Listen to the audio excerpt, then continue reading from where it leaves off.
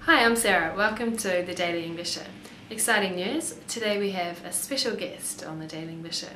Miho came into the studio today. Miho is Japanese and she lived in England for 7.5 years. In England she studied English, hospitality management, international relations and Italian. Her interests include acting, modelling, fashion and media. Her most recent job has been a radio announcer at FM Niseko, and this week she's moving back to Tokyo where she's going to be working in fashion, and sometime in the future she's planning to move to Sydney and be on Neighbours or Home and Away. Today I asked her about her experience living in England and about language. Here's a bit of what she said and the rest will be in the conversation. Yeah, I just wanted to study the language for 6 months, and that's, you know, that was all I was going to do. But I just decided to go on to college and do like sort of diploma there, and then ended up going up to university as well. College I did hospitality management. That was like high school degree kind of thing, and then after that I went to university and did international relations and Italian. Italy. Fashion, good food, cute guys. I started working in a shoe shop when I was at university in Nottingham, and I did work as an interpreter at ASASHORYU school when I was staying in London for a while as well. And when I came back to Japan in 2005, I started working in I started working for this fashion brand from New York, and yeah, I was working as assistant merchandiser. I met executive producer from FM Niseko in Tokyo through a mutual friend, and he was looking for somebody who can speak Japanese and English. So I was like, right, okay, I'm interested in working in media, so you know, I thought I'd do it. I thought about going to Melbourne. I thought Melbourne would be better for me, like more culture, I thought. But if I want to work in media, then Sydney would be better.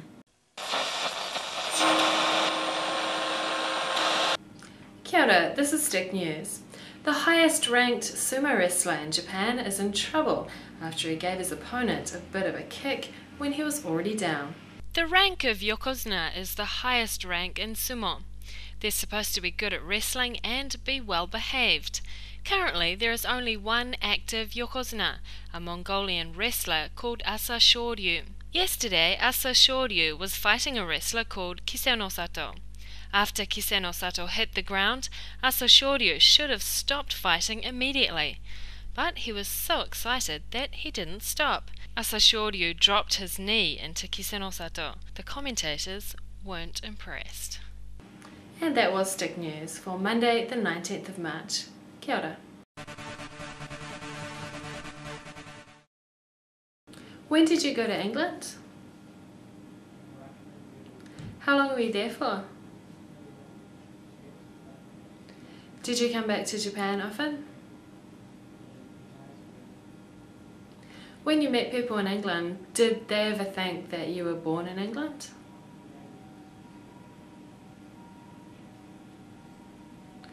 How did your English get so good? Do you have any advice for people who are thinking about studying abroad?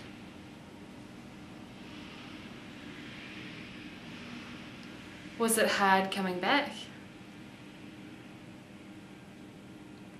Do you ever have difficulty switching between two languages?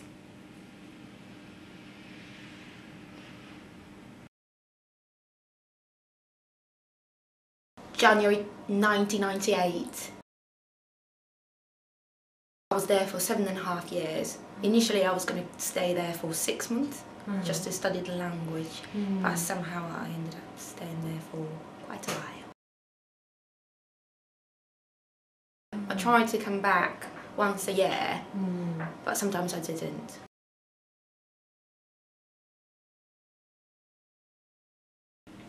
Oh yeah, some people, well, this guy actually, when I met him, like we were all like having a drink in the bar, and I met this guy just for the first time, and then he goes, "So Miho, which part of Birmingham are you from?" And everyone just cracked up because like I've never lived in Birmingham, you know, only been there like a couple of times or something.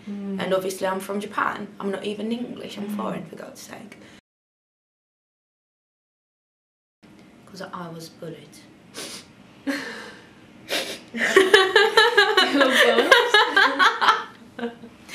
Yeah, I after 6 months at language school, I went to college, and I was in a class with English kids, and you know, when you go to a language school, you only hang out with, you know, people who speak English as a second language. So you don't really learn real English, do you? Then like, you know, you feel like you are speaking it, and you think you're really good in that, but when you go and actually mix with like native people, you sort of realise, oh dear, yeah, and that's what happened. And when we had to do like a group work and stuff, like those like English kids didn't really want to do it with me because they thought I was stupid. You know, I didn't speak the language properly, and you know, didn't think I was, you know, capable, sort of. So that really pissed me off. Yeah, I was like proper gutted. I worked really hard and learnt English just to convince them that I was capable.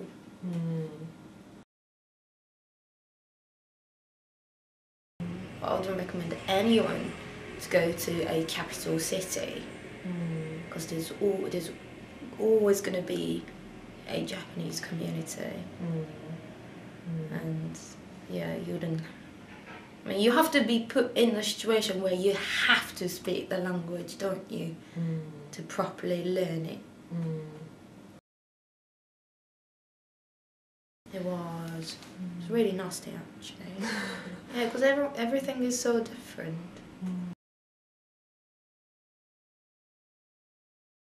I do sometimes, yeah. Kind of getting used to it now, but like before I was like speaking English to a Japanese person and Japanese to like an English person or something. Yeah, I do get confused sometimes. How long did Miho live in England for? 7.5 years. Which language other than English did she study? Italian. Does she think it's a good idea to go to a capital city to study English? No. Was it hard for her to come back to Japan? Yes. Which city in Australia is she planning to go to? Sydney. And that was the Daily English Show. See you tomorrow.